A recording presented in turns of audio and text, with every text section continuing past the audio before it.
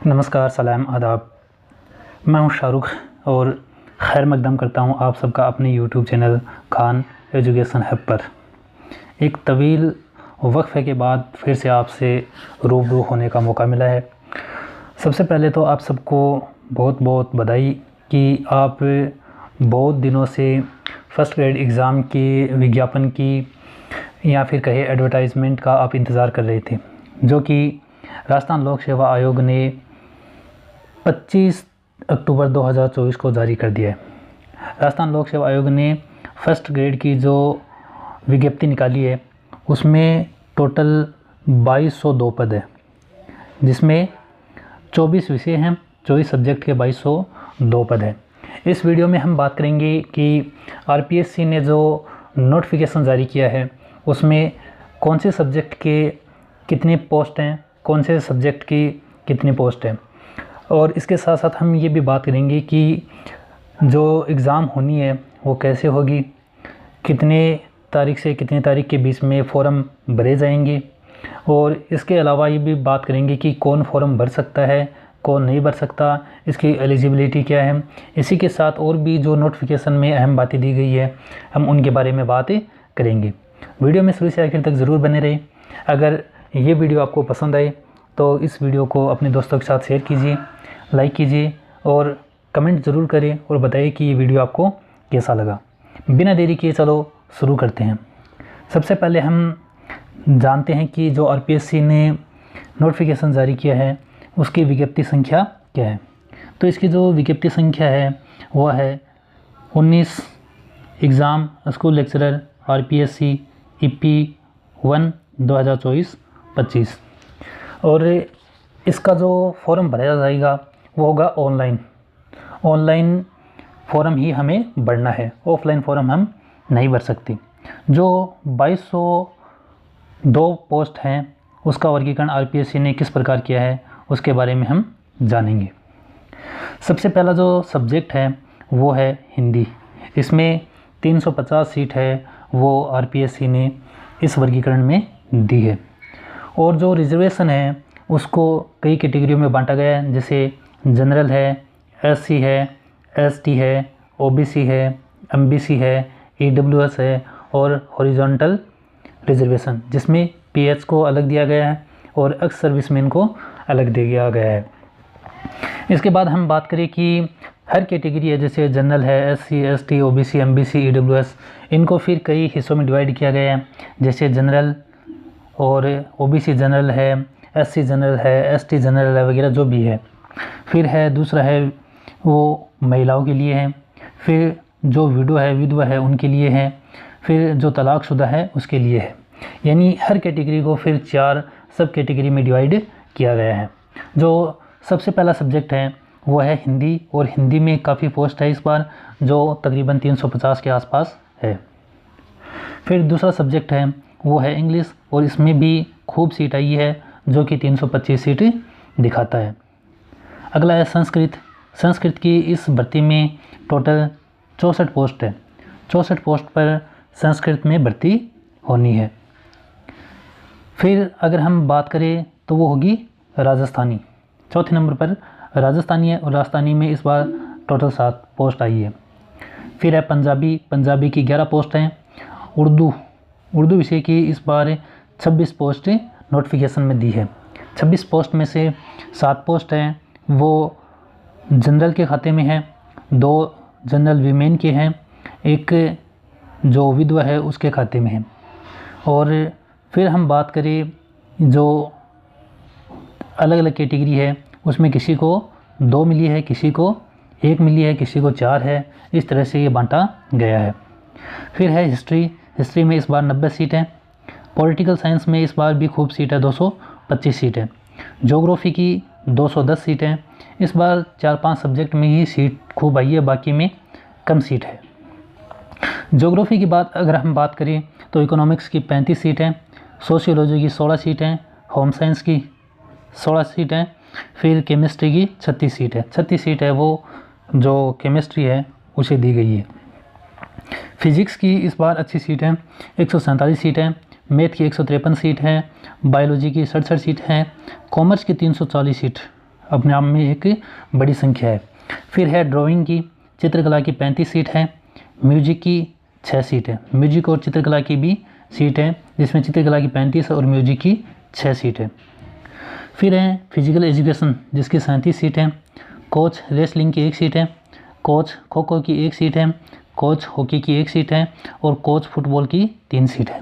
ये वर्गीकरण है जो 2202 सीटों का है, जो आरपीएससी ने जारी किया है 2202 सीटों पर।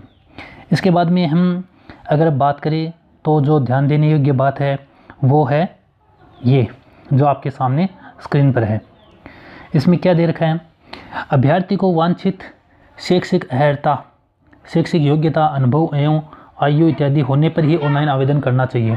अगर स्टूडेंट के पास में जो आरपीएससी ने शैक्षिक योग्यता निर्धारित की है, अगर वो है तभी हमें आवेदन करना है। तथापि आयोग द्वारा अभ्यर्थी को ऑनलाइन आवेदन पत्र की अनुमति संशोधित तिथि तक ऑनलाइन आवेदन पत्र को प्रत्याहरित विड्रॉ करने का विकल्प होगा। अगर कोई स्टूडेंट जिसके पास में शैक्षिक योग्यता नहीं है और उसने फॉर्म अप्लाई कर दिया है तो आरपीएससी एक डेट देगी और उस डेट तक हम अपना फॉर्म है वो वापस ले सकते हैं। फिर जो दूसरी बात है वो हमें ध्यान देने चाहिए, असत्य एवं गलत सूचना के आधार पर आवेदन करना तथा अर्हता नहीं होने पर भी उसे प्रत्याहरित नहीं किया जाना भारतीय न्याय संहिता BNS की धारा 217 के तहत दंडनीय अपराध है। अगर किसी स्टूडेंट ने कुछ ऐसी सूचनाएं दी जो गलत हैं और गलत सूचना के आधार पर उसने एग्ज़ाम दी या फिर एग्ज़ाम फॉर्म भरा या फिर उसे पता है कि हमने गलत सूचना दे दी और उसने फिर भी अपना फॉर्म विड्रॉ नहीं किया, तो वो एक दंडनीय अपराध माना जाएगा और इसके तहत आप पर कार्रवाई हो सकती है। ऐसे अभ्यर्थी को कालांतर में काउंसलिंग, पात्रता जांच, साक्षात्कार के दौरान अपात्र पाए जाने पर उन्हें आगामी 1 वर्ष की अवधि के लिए भर्ती परीक्षाओं से वर्जित किया जाएगा। और अगर आपने गलत सूचना के आधार पर एग्ज़ाम दी और मान लो आपकी पात्रता जांच हुई, काउंसलिंग हुई या फिर आपका जो साक्षात्कार के लिए आपको बुलाया गया और उसमें पाया गया कि आपने गलत सूचना दी, तो आपको 1 वर्ष के लिए बैन किया जा सकता है। आप अगले 1 साल तक कोई भी एग्ज़ाम नहीं दे सकते। फिर है शैक्षिक अर्हता संबंधी प्रावधान। इसमें ये है कि जो कैंडिडेट उनके पास बीएड और एमए होनी चाहिए, सामान्य बात तो यही है। फिर ये एक बात ये कि ज़्यादातर सवाल आता है कि जो स्टूडेंट बीएड सेकेंड ईयर में या फिर मान लो पोस्ट ग्रेजुएशन यानी एमए फाइनल ईयर में है तो वो क्या एग्ज़ाम के लिए फ़ॉर्म अप्लाई कर सकते हैं? तो वो बिल्कुल कर सकते हैं। फॉर्म है वो एग्ज़ाम के लिए आवेदन कर सकते हैं। कौन? जो बीएड सेकेंड ईयर में या फिर बात करें हम एमए है उसके फाइनल ईयर में हो। लेकिन उसके लिए एक बात ये है कि जो उसके पास जो योग्यता है वो एग्ज़ाम होने से पहले हो जानी चाहिए। ठीक है, एग्ज़ाम होने से पहले उनके पास वो जो मार्कशीट है वो आ जानी चाहिए, फिर कहे हम उसका रिज़ल्ट है वो डिक्लेयर हो जाना चाहिए। ये तो है शैक्षिक योग्यता। फिर है वेतन व रनिंग पे बैंड। वेतन कितना मिलेगा? तो ये पे मैट्रिक्स लेवल L12 जो फर्स्ट ग्रेड है, ये L12 की भर्ती है जिसका बेसिक पे ग्रेड पे है वो 4800 रुपये। 4800 रुपये ग्रेड पे आपको जो 2 साल है जिसे हम प्रोबेशन पीरियड कहते हैं उसमें 31,100 रुपये मिलेंगे। ठीक है, 31,100 रुपये, ये 2 साल आपको फिक्स है वो मिलेंगे। आयु सीमा कितनी होनी चाहिए? आयु सीमा की अगर हम बात करें तो 1 जनवरी 2025 तक कम से कम 21 साल होनी चाहिए और ज़्यादा से ज़्यादा 40 साल होनी चाहिए। ये है आयु सीमा, 21 से 40 के बीच में हमारी आयु होनी चाहिए। कुछ स्पेशल कैटेगरी है जिन्हें जो आयु है उसमें छूट दी जाती है। वो कौन कौन सी कैटेगरी है? सबसे पहले हम बात करें अनुसूचित जाति, जनजाति, अन्य पिछड़ा वर्ग, अति पिछड़ा वर्ग, आर्थिक रूप से कमज़ोर वर्ग के पुरुष, क्या है? पुरुष, इनको आयु सीमा में है 5 वर्ष की छूट दी जा सकती है, यहाँ दी जाती है। फिर है अनुसूचित जाति, जनजाति, अन्य पिछड़ा वर्ग, अति पिछड़ा वर्ग, आर्थिक रूप से कमज़ोर वर्ग की महिला, बात हो रही है महिला। पुरुषों को 5 वर्ष की छूट और इन कैटेगरी की जो महिलाएं हैं उनको 10 साल की छूट दे हैं। सामान्य वर्ग की जो महिला है उसे 5 वर्ष की छूट दी जाती है और जो विधवा है और जो तलाकशुदा है उनकी आयु अधिकतम आयु सीमा नहीं है। वो अगर 50 साल की है तो भी अपना फॉर्म वो अप्लाई कर सकती है, उनके लिए कोई भी आयु सीमा निर्धारित नहीं है। इसके बाद में जो बात ध्यान देने योग्य है वो है चयन प्रक्रिया। चयन किस हिसाब से होगा, तो चयन के बारे में आपको पता है कि जो आरपीएससी है वो एग्ज़ाम करवाएगी, उसके बाद में आपके डॉक्यूमेंट वेरिफिकेशन होंगे और उसके बाद में मेरिट बनेगी और आपको जो सिलेक्शन है वो दिया जाएगा। परीक्षा का स्थान एवं माह, परीक्षा का स्थान कौन सा होगा और माह कौन सा होगा, इसके लिए आरपीएससी है वो अलग से हमको सूचित कर देगी, अपना नोटिफिकेशन है वो अपनी वेबसाइट पर डाल देगी। परीक्षा योजना व पाठ्यक्रम, परीक्षा योजना व पाठ्यक्रम क्या रहेगा, विस्तृत पाठ्यक्रम आयोग की वेबसाइट पर पृथक से जारी किया जाएगा। अभी आरपीएससी ने जो फर्स्ट ग्रेड की एग्ज़ाम है उसके लिए पाठ्यक्रम निर्धारित नहीं किया है, जब करेगी तो आरपीएससी की साइट पर 2-4 दिन में डाल देगी। और ये बात कि इस बार जो आरपीएससी है वो जो सिलेबस है उसमें चेंजमेंट या बदलाव कर सकती है। जो एजुकेशन साइकोलॉजी इतने दिन सेकंड पेपर में आती थी, तो हो सकता है कि ये जो एजुकेशन साइकोलॉजी है ये फर्स्ट पेपर में इंक्लूड कर दे। अब हम बात करेंगे कि ये एग्ज़ाम है उसके फॉर्म कितने से कितने तारीख के बीच में भरे जाएंगे। तो एग्ज़ाम फॉर्म है वो 5 नवंबर से 4 दिसंबर 2024 तक रात के 12 बजे तक हम भर सकते हैं। 1 महीने का हमें टाइम दिया गया है। आवेदन प्रक्रिया क्या होगी, आवेदन के लिए सबसे पहले हमें SSID बनानी होगी। SSID पर सबसे पहले OTR करवाना होगा। क्या करवाना होगा, OTR, ठीक है, 1 टाइम रजिस्ट्रेशन, जिसमें अगर आप अनरिजर्व्ड कैटेगरी के हैं तो आपको 400 जो अनरिजर्व्ड कैटेगरी के हैं तो आपको 600 रुपये का भुगतान करना होगा और रिजर्व्ड कैटेगरी से हैं तो आपको 400 रुपये का भुगतान करना होगा। और ये जो आपने OTR पहले करवा दिया है तो आपको इसके लिए कोई भी फीस है वो नहीं देनी होगी। इसके अलावा कोई ख़ास बात इसमें है वो ये है कि जो इसका एग्ज़ाम पैटर्न है वो किस तरह से होगा। आरपीएससी जो एग्ज़ाम करवाएगी उसमें 2 पेपर होंगे, ठीक है, 2 पेपर होंगे, जिसे पहला है वो जनरल स्टडी का होगा, GS का होगा, और दूसरा है वो सब्जेक्ट का होगा, ठीक है। 2 पेपर होंगे। पहले पेपर में जो सवालात आएंगे, जो सवाल क्वेश्चन आएंगे वो होंगे 75 सवाल। सेकंड पेपर में जो सवाल आएंगे वो होंगे 150, जो कि सब्जेक्ट से संबंधित होंगे। हर सवाल 2-2 नंबर का है। इस हिसाब से ये जो पेपर है ये 300 नंबर का तो सेकंड पेपर होगा जिसे हम सब्जेक्ट का गए, और 150 नंबर का जो GS है उसका पेपर होगा। तो कुल मिला के 450 नंबर की अपनी परीक्षा होगी। 2 पेपर होंगे, हर सवाल 2-2 नंबर का होगा, कुल 225 सवाल होंगे और नंबर होंगे 450।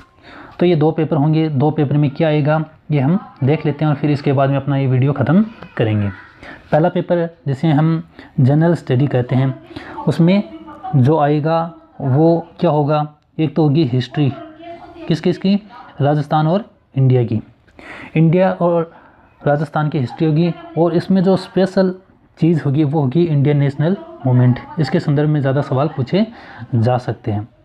फिर जो अगली चीज़ है वो है मेंटल एबिलिटी, फिर है स्टैटिक्स सेकेंडरी लेवल की, मैथमेटिक्स के सेकेंडरी लेवल की है, लैंग्वेज 2 लैंग्वेज होगी जिसमें हिंदी और इंग्लिश आएगी। फिर जो अगली चीज़ है वो है करंट अफेयर। करंट अफेयर है वो भी अच्छा खासा पूछा जाता है फर्स्ट ग्रेड की एग्ज़ाम में, फर्स्ट पेपर में। फिर इसके बाद में जनरल साइंस सामान्य विज्ञान पूछी जाएगी, भारतीय राज्य व्यवस्था जिसे हम इंडियन पॉलिटी कहते हैं। फिर है ज्योग्राफी ऑफ राजस्थान की, राजस्थान की ज्योग्राफी भी इस पेपर में हमसे पूछी जाएगी। जो 5वीं चीज़ है जो इस पेपर में पूछी जाएगी वो होगी education psychology, educational management, educational scenario in Rajasthan, rights of children to free and compulsory education act 2009 का जो एक्ट है, RTI एक्ट है, उसके बारे में भी सवाल पूछे जाएंगे। तो ये तो था फर्स्ट पेपर और उसमें जो पूछे जाने वाली चीज़ें हैं। और ये पेपर होगा 1 घंटे 30 मिनट का, यानी लगभग 1.5 घंटे का ये पेपर होगा, जिसमें आपको 90 मिनट दी जाएगी। ये तो है फर्स्ट पेपर। बात करें अगर हम सेकंड पेपर की, तो सेकंड पेपर है वो 3 घंटे का होगा। इसमें 150 सवाल होंगे और हर सवाल 2-2 नंबर का होगा। इस हिसाब से ये जो पेपर है ये 300 नंबर का होगा। ये सब्जेक्ट का है तो इसमें सब्जेक्ट से संबंधित सवाल पूछे जाएंगे। इसमें जो सिलेबस है उसको हम 4 हिस्सों में डिवाइड करेंगे। पहला हिस्सा होगा जिसमें knowledge of subject concerned senior secondary level, यानी 12th तक का जो सब्जेक्ट है उसका हमारे पास नॉलेज होना चाहिए। इसमें से जो अपनी किताबें चलती हैं उसमें से कुछ जो लेसन है वो दे दिए जाएंगे और उनमें से कुछ पोइट है जो लेखक है उनके बारे में सवाल होंगे। फिर है knowledge of subject concern graduation level, जो हमने बीए की है, बीएससी की है तो उनके बारे में सवाल होंगे, ठीक है। जो हमने ग्रेजुएशन की है उसका ज्ञान हमारे पास होना चाहिए। फिर जो तीसरा पार्ट होगा वो होगा पोस्ट ग्रेजुएशन का, ठीक है। पोस्ट ग्रेजुएशन का हमारे पास नॉलेज है वो होना चाहिए, जो अपने सिलेबस में चीज़ें दी हुई है। जो चौथी चीज़ और आखिरी चीज़ है वो है pedagogy, teaching learning material, use of computer and information technology यानी ICT है, और वो ICT है वो सीखने में क्या काम आती है। तो ये जो चीज़ है ये अपने सिलेबस में इंक्लूड की गई है और इसका जो विस्तृत सिलेबस है वो RPSC अलग से अपनी वेबसाइट पर अपलोड करेगा। उम्मीद है कि आपको वीडियो पसंद आया हो, और अगर आपको ये वीडियो पसंद आया तो इस चैनल को ज़रूर सब्सक्राइब करें, और ऐसे ही और वीडियो देखने के लिए हमारे जो वीडियो है, हमारा वीडियो है उस पर कमेंट करें कि आपको ऐसे ही और वीडियो चाहिए, और कोई भी बात जो आपको पूछनी हो तो आप कमेंट में बता सकते हैं, जिसका जवाब देने की पूरी कोशिश की जाएगी। वीडियो देखने के लिए आप सबका तहे दिल से शुक्रिया।